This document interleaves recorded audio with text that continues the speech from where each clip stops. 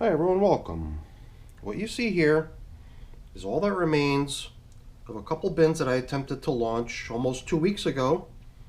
A couple bins with African nightcrawlers in them, and there were some early signs suggesting that things weren't quite right, but long story short, it was only a few days ago that I came in here and found every single worm dead. Very sad ending, so these two tubs kind of sit here as a reminder to myself that, worm farming is for the most part easy, but things can happen and you got to be mindful. So, just to hit the rewind button quickly, 2 weeks ago, almost 2 weeks ago, 13 days ago, we had gone into my two oldest systems, which are still over here, and we had pulled out worms that had been attracted to the feeding zones that we established out on the edge of each of these systems. We had allowed 20 days for the worms to exit the material, get rounded up, and get hauled out, moved over into those tubs. What you see up here is the material that I separated from the worms. This was the actual bedding and food that made up their horizontal migration feeding zones.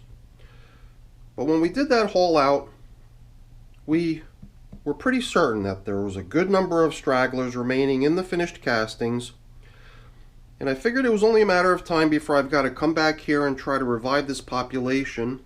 So I'm kind of glad that I held on to that material right there, because that material still has some food in it, some bedding, and that's the stuff that those worms were attracted to, and they were quite comfortable living in it. So I figured I would combine that stuff right there with these. There are a couple of trays that I intend to set up as bait stations, combined with what you see here in this little tray, a little bit of yummy food consisting of watermelon, cantaloupe melon, and pumpkin, combined with what remains over in those two trays, those two little boxes with the leftover bedding and food scraps. I figured putting some of that stuff into these bait boxes, combined with this yummy food, and then placed right on top of these bins, might actually round up the stragglers, and then we can see if we could jumpstart this population. Because it was a major setback, but I believe we have a chance in a road to recovery. So I'm going to get started on this right now. It shouldn't take too long. So let's get these tubs over onto the bench and get this thing underway. So now I got a little bit of a head start on the creation of one of the two bait stations, which we can simply set aside, and we'll build the second one together. As you can imagine, there's not a whole lot to it. It was really just a matter of grabbing some of this leftover bedding material, which has in it leftover chunks of food I found in the systems. There's chunks of corn cob here. There's obviously a lot of leftover bedding, shredded paper, cardboard type materials. There's even some springtails living in this stuff. But it was really just a matter of laying down a thin coating of material as a base, onto which we can bring in the nice, yummy, juicy bits of food that we're going to attempt to lure the worms out of their material with. Like I said, it's really just some watermelon, and you can even see there's a little chunk of raspberry frozen to this one here. A couple pieces of pumpkin, and a couple pieces of cantaloupe melon rind. Nothing terribly fancy. All I did after that was that I topped it off with a little bit more of this material, just so that as the worms start coming up into this stuff, they've got sufficient space to occupy and not feel terribly crowded. I do hope that, there's a good number of worms remaining in this stuff. We will take a quick peek down into the bins before we position these bait stations, just to see what the material looks like over the past 13 days since we did that first haul out, with which we populated the two new bins that crashed and burned. We didn't get a chance to see it together on camera because it's just something I did over here offline a few times, which was to check back in on these two tubs By the way, we're just working on a little board with the 2 tubs right below. So really quick, I just took a little piece of newspaper, a little piece of plastic to help keep the moisture content in, and that's that. I mean, nothing fancy. These trays, I believe, had tomatoes in them, and then I just used my little pocket knife to puncture the bottom to give worms access holes to climb in through. So if you were with me in recent check-ins of these systems, this material might appear to you a little bit drier than the way you remember it, because I did come in here and stir up the moist stuff that was down low and blend in the dry stuff that was out here on the surface, in the hopes that I can transform this material into somewhat drier bedding material. Well, it's not even hardly bedding anymore, castings. Let's call it castings at this point, because that's the whole idea here. We've got 2 systems that were launched at this point 333 days ago. And that first haul out 13 days ago was successful in its own right, but then led to a terrible catastrophe in the bins that were launched using the worms that we hauled out in haul out number 1. You know, here and there, you're going to see worms, and they've been diving down low, trying to get to material which is still hospitable and comfortable for them to be in. The stuff out here on the surface was, for the most part, left to dry.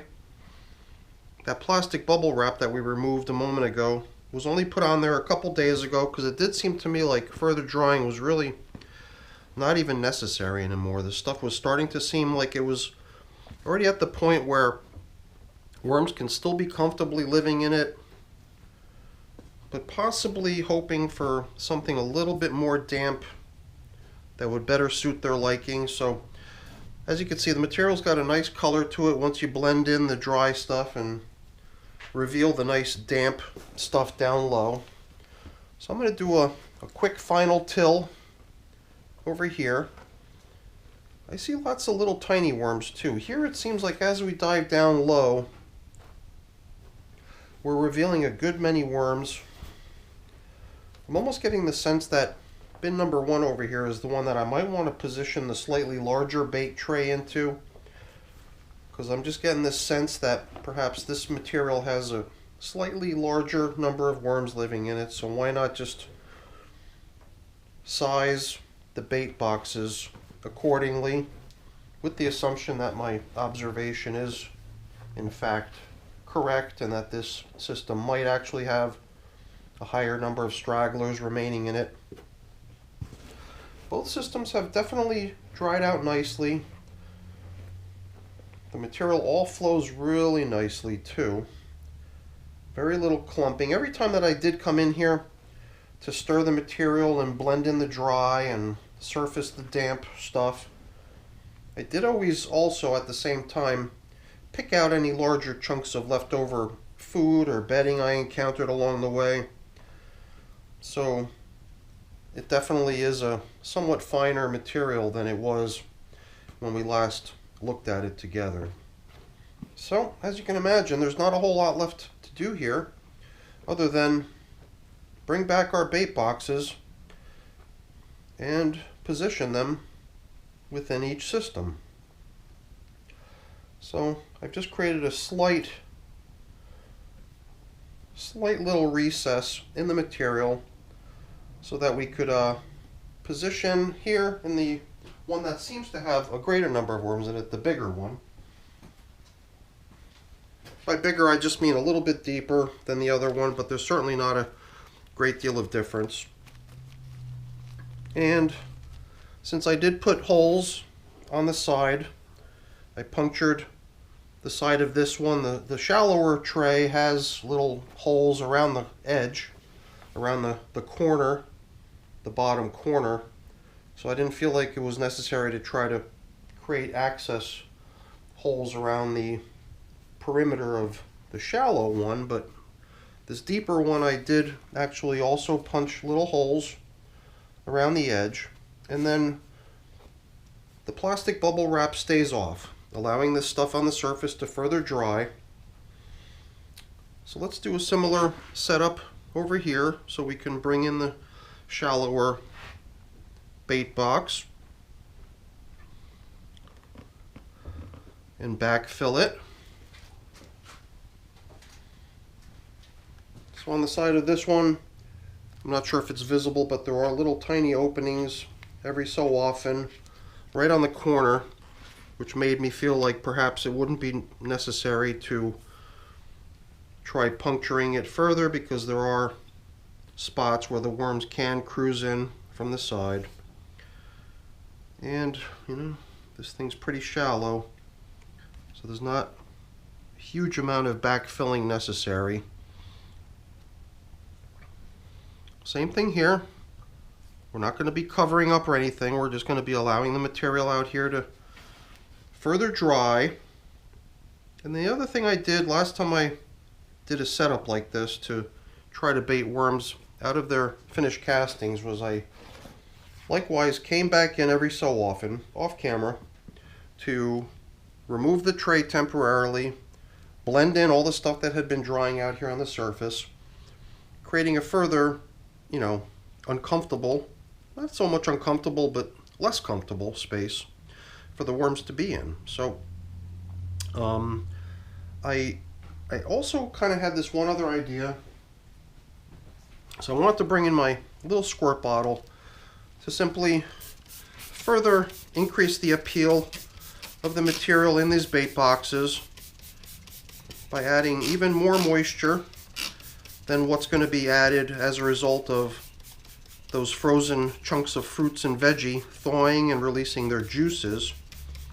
A little bit of additional moisture, which is possibly going to be the greater attractor than the yummy foods that we placed into each box, because as the worms start to sense the dryness encroaching within the material that they're occupying, they could possibly sense a little bit of the moisture boost that we're adding into these bait boxes and simply be attracted to the moisture. And then they'll find the food, they'll find the bedding.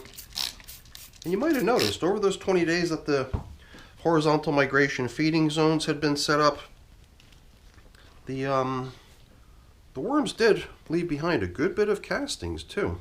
So this is not just bedding and leftover chunks of food and stuff like that, but a good many castings that were left behind too. So I think that's pretty much it. That's all I was after. These will simply go back up on the shelf, and time will tell on what we end up getting out of this. I believe last time I did this, the worms did pretty quickly end up in the boxes, and then repeated check-ins and stirs of the material eventually got to the point where I found no worms remaining out in the finished castings, and that means they all ended up in the bait boxes. So it was almost 100% evacuation doing it this way. And hopefully, keeping my fingers crossed, hopefully we can get these little African nightcrawlers up and running again in a new environment. A significantly set back number of worms as far as overall population, but if you ask me, I think there's enough here to revive the population and get them back on their feet. So wish me luck, wish the worms luck, and we'll leave it at that. So hopefully you enjoyed the video. If you did, as always, please don't forget to leave me a quick thumbs up before you go. That's always really appreciated. And if you haven't done so already, please also consider subscribing to the channel. That's very much appreciated as well. All right, everyone, have a great day. Thanks for watching. Bye now.